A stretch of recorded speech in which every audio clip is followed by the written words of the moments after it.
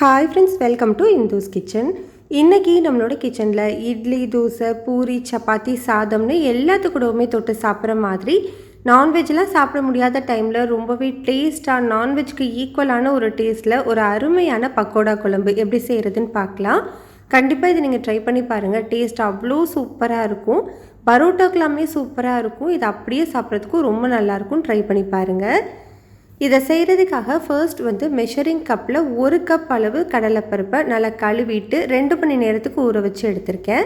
கடலைப்பருப்பில் உள்ள தண்ணி எல்லாமே வடிச்சிட்டு கடலைப்பருப்பை மட்டும் மிக்ஸி ஜாரில் சேர்த்துக்கலாம்.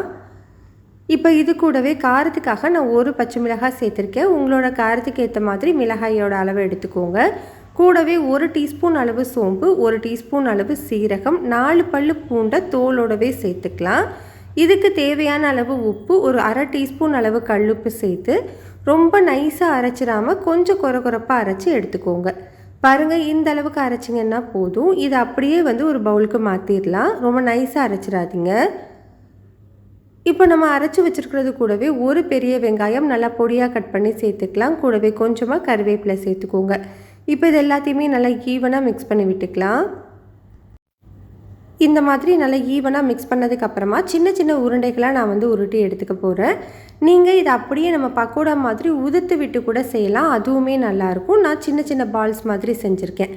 இதே மாதிரி எல்லாத்தையுமே செஞ்சு எடுத்துக்கலாம். இப்போ நம்மளுக்கு உருண்டைகள் எல்லாமே ரெடி ஆகிடுச்சு. இது தனியாக இருக்கட்டும். இப்போ நம்ம கடலைப்பருப்பை அரைச்ச அதே மிக்ஸி ஜாரில் அரை கப் அளவு சின்ன சின்னதாக கட் பண்ண தேங்காய் சேர்த்து வச்சுருக்கேன். இது கூடவே 2 டேபிள் ஸ்பூன் அளவு பொட்டுக்கடலை சேர்த்துக்கோங்க. பொட்டுக்கடலைக்கு பதிலாக நீங்கள் ஒரு 4 முந்திரி கூட சேர்த்துக்கலாம். கூடவே 1 டீஸ்பூன் அளவு கசகசா, 2 ஏலக்காய், கூடவே கொஞ்சமாக கல்பாசி, அன்னாசி பூவும் சேர்த்துக்கலாம். கொஞ்சமாக பட்டை சேர்த்துக்கோங்க. இதில் இப்போது 1 டீஸ்பூன் அளவு சோம்பு சேர்த்துட்டு கொஞ்சமாக தண்ணி விட்டு நல்லா ஸ்மூத்தாக அரைச்சி எடுத்துக்கோங்க. இப்போ அந்த தேங்காய் விழுது ரெடி ஆகிடுச்சு. அரைச்ச விழுது தனியாக இருக்கட்டும். இப்போ நம்ம உருண்டைகள் ரெடி பண்ணி வச்சுருந்தோம் இல்லையா, அதுக்கு கடாயில் எண்ணெய் சூடு பண்ணிவிட்டு நம்ம ரெடி பண்ணியிருக்கிற உருண்டைகளை உள்ளே சேர்த்துடலாம். கொஞ்சம் கொஞ்சமாக போட்டு எடுத்துக்கோங்க. போட்ட உடனே திருப்பி விட்டுறக்கூடாது. மீடியம் ஹீட்லேயே ஒரு 3லேருந்து 4 நிமிஷம் வெந்ததுக்கு அப்புறமா நல்லா ஈவனாக திருப்பி விட்டு வேக விடுங்க. நல்லா பொன்னிறமாக வர வரைக்கும் நம்ம வேக வச்சு எடுத்துக்கணும். மீடியம் ஹீட்லேயே வேக வச்சோன்னா தான் நடுவுலையும் நல்லா வெந்து வரும், வெளியிலையும் நல்லா கிறிஸ்பியாக கிடைக்கும். இப்போ பாருங்கள், நல்லாவே நிறம் மாறி நல்லா வெந்துருச்சு. இப்போ நம்ம இதை எடுத்துடலாம். இதே மாதிரி நம்ம எல்லா பக்கோடாவுமே செஞ்சு எடுத்துக்கலாம். இப்போ பாருங்கள், நான் எல்லாமே செஞ்சு எடுத்துட்டேன். இது சாப்பிட்றதுக்கு அவ்வளோ சூப்பராக இருக்கும். அவுட்டரில் நல்லா கிறிஸ்பியாக, உள்ளுக்குள்ளே சாஃப்டாக சூப்பராக இருக்கும். இதை நம்ம அப்படியேவும் சாப்பிட்லாம். ரொம்பவே டேஸ்ட்டாக இருக்கும். இப்போ நம்ம குழம்பு செய்கிறதுக்காக கடாயில் 3 டேபிள் ஸ்பூன் அளவு எண்ணெய் சூடு பண்ணிவிட்டு இது கூடவே ஒரு பிரியாணி இலை, ஒரு சின்ன சைஸ் பட்டை சேர்த்துக்கலாம். கூடவே அரை டீஸ்பூன் அளவு சோம்பு சேர்த்துக்கோங்க. சோம்பு நல்லா பொரிஞ்சதுக்கப்புறமா இதில் ஒரு 10 சின்ன வெங்காயம் 2 கட் பண்ணி வச்சுருக்கேன். கூடவே 2 பச்சை மிளகாயை இடையில கீறி வச்சுருக்கேன். உங்ககிட்ட சின்ன வெங்காயம் இல்லை அப்படின்னா நீங்கள் ஒரு பெரிய வெங்காயம் பொடியாக கட் பண்ணி சேர்த்துக்கலாம். வெங்காயம் பச்சை மிளகாய் நல்லா வதங்கி வந்ததுக்கப்புறமா இது கூடவே 1 டீஸ்பூன் அளவு இஞ்சி பூண்டு பேஸ்ட்டு சேர்த்துட்டு அதோட பச்சை வாசனை போகிற வரைக்கும் மீடியம் ஹீட்லேயே வச்சு வதக்கிக்கோங்க.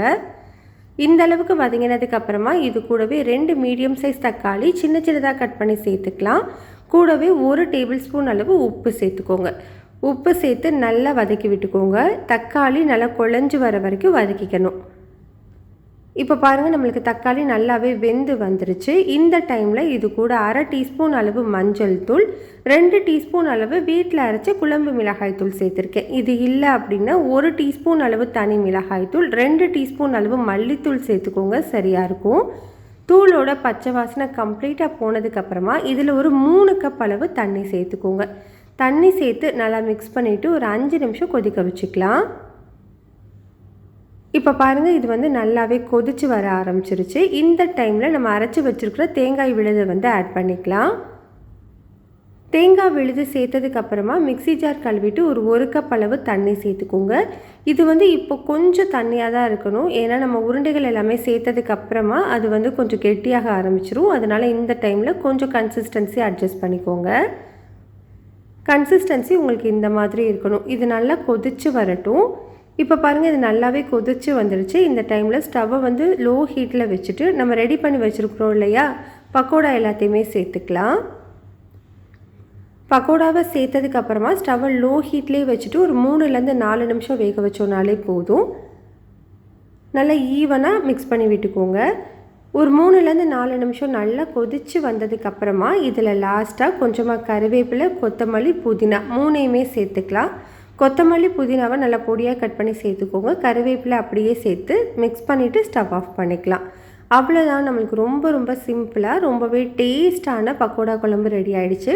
கட்டாயம் ட்ரை பண்ணி பாருங்கள். இந்த ரெசிபி உங்களுக்கு பிடிச்சிருந்ததுன்னா லைக், ஷேர், சப்ஸ்கிரைப் பண்ணிக்கோங்க. கூடவே பெல் பட்டனையும் கிளிக் பண்ணிவிட்டு ஆளுங்கிற பட்டனையும் கிளிக் பண்ணிக்கோங்க. அப்போது தான் நம்ம போடுற வீடியோஸ் எல்லாமே உடனே உங்களுக்கு நோட்டிஃபிகேஷனில் வரும்.